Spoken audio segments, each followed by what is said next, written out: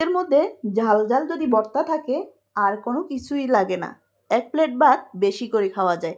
প্রিয় দর্শক, আসসালামু আলাইকুম, ওয়েলকাম মাই চ্যানেল। কেমন আছেন সবাই? আশা করি সবাই ভালো আছেন। যে যেখানে থেকে ভিডিওটি দেখতেছেন, শুরুতে একটা লাইক দিয়ে ফুল ভিডিওটি দেখার অনুরোধ রইল। আজকে আপনাদের সাথে শেয়ার করব একটা ভর্তার রেসিপি।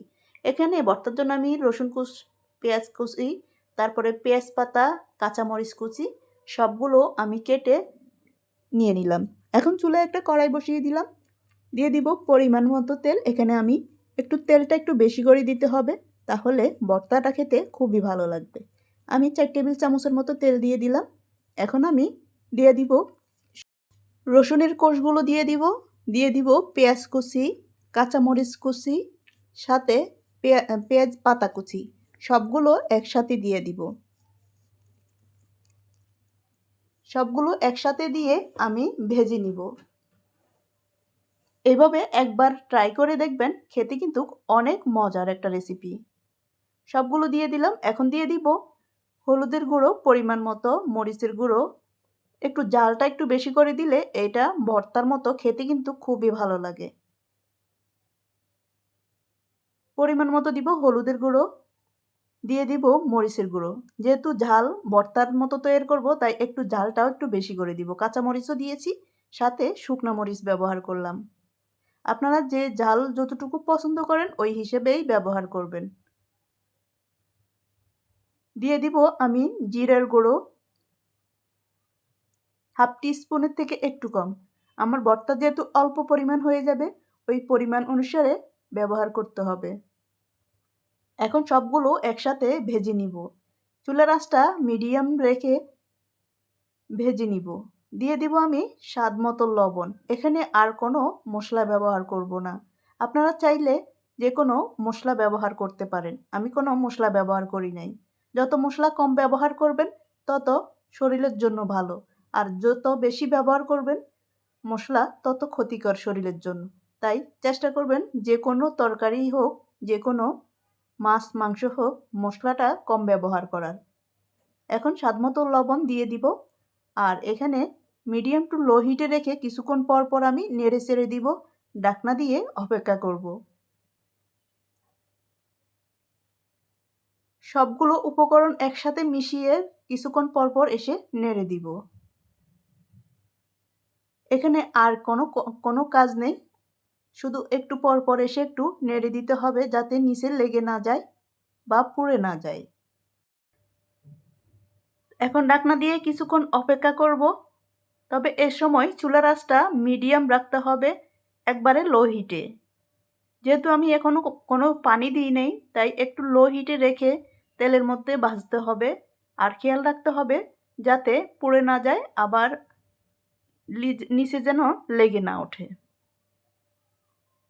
তো ভালোভাবে কষানো হয়ে গেল। এখন আমি দিয়ে দিব হাফ কাপ পরিমাণ পানি, যাতে এখানে রসুন পেঁয়াজ সবগুলো যাতে ভালোভাবে সিদ্ধ হয়, ওই পরিমাণে আমি একটু পানি দিয়ে দিব গরম পানি। এখানে কোনোভাবেই ঠান্ডা পানি ব্যবহার করবেন না, গরম পানি ব্যবহার করবেন। যে পানিটা দিছি আমি পানিটা একবারে শুকিয়ে নিব। ঢাকনা দিয়ে আরও কিছুক্ষণ অপেক্ষা করব, যাতে পানিটা শুকিয়ে যায় আর ভালোভাবে যাতে সিদ্ধ হয়ে যায়। এখন আর কিছুই ব্যবহার করব না, মাঝে মধ্যে এসে নেড়ে চেড়ে দিব যাতে লেগে না ওঠে, যা পুড়ে না যায়। কিছুক্ষণ পর পর এসে নেড়ে দিব। আর এ ধরনের ভর্তা রেসিপি শীতকালে খেতে কিন্তু খুবই ভালো লাগে। কার কার কাছে কেমন লাগে জানি না, আমার কাছে বা আমার বাসায় সবাই পছন্দ করে। আমি মাঝে মধ্যে রান্না করে থাকি। একবার হলেও ট্রাই করে দেখবেন এইভাবে। এই ভর্তার রেসিপিটা খুবই খুবই মজাদার একটা রেসিপি, আর খেতেও কিন্তু অসাধারণ। আমার বাসায় সবাই পছন্দ করে। এখন আবার নেড়ে চেড়ে দিলাম, নেড়ে চেড়ে দিয়ে আবার ঢাকনা দিয়ে আবার কিছুক্ষণ অপেক্ষা করব। আবার ঢাকনা দিয়ে আরও কিছুক্ষণ অপেক্ষা করব, যেহেতু আরও একটু পানি আছে, পানিটা যাতে আরও শুকিয়ে যায়। এখন নেড়ে চেড়ে দিব। নেড়ে চেড়ে আমি দিয়ে দিব ধনিয়া পাতা। ধনিয়া পাতা কুচি দিয়ে আরও 2 মিনিটের মতো রান্না করব। আর যে কোনো তরকারির মধ্যে ধনিয়া পাতা ব্যবহার করলে খাবারের টেস্টটা আরও দ্বিগুণ বেড়ে যায়। আমরা সবাই জানি শীতকালে ধনিয়া পাতা যে কোনো তরকারির মধ্যে সবসময় ব্যবহার করা হয়। সব সারা বছর যদিও কম পাওয়া যায়, কিন্তু শীতকাল আসলে ধনিয়া পাতা সবসময় পাওয়া যায়। এখন নেড়েচেড়ে আমি আরও 2 মিনিটের মতো রান্না করব।